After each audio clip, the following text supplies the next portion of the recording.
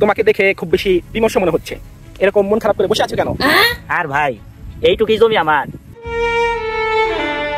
ফসল টসল হয় না, জমিটা পতিত পড়ে রয়েছে, টাকা পয়সা থাকলে একটা পুকুর কাটতাম, তাই চিন্তা করতেছি। ও, তুমি একটা পুকুর কাটবা? যাক, আমার সাথে দেখা হয়ে তোমার ভালো হলো। এক্ষুনি আমি ব্যবস্থা নিচ্ছি এখানে একটা পুকুর কাটার জন্য। Hello, mister Donald Trump? হ্যাঁ হ্যাঁ হ্যাঁ, আমি সিআইএ প্রধান ফট্টু আন্টি বলছি। হ্যাঁ, উগান্ডা থেকে। হ্যাঁ, একটা গোপন খবর আছে। হ্যাঁ হ্যাঁ হ্যাঁ, এখানে মাটির 200 ফুট নিচে একটা পারমাণবিক গবেষণা কেন্দ্র পাওয়া গেছে।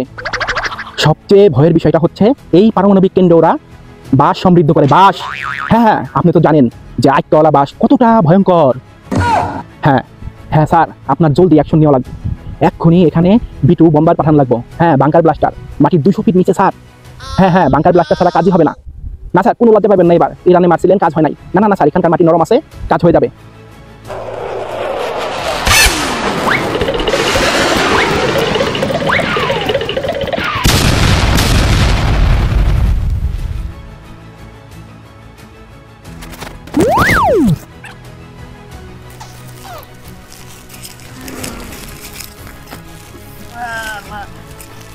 পুকুর কাটতে গিয়ে গাং বানিয়ে দিল।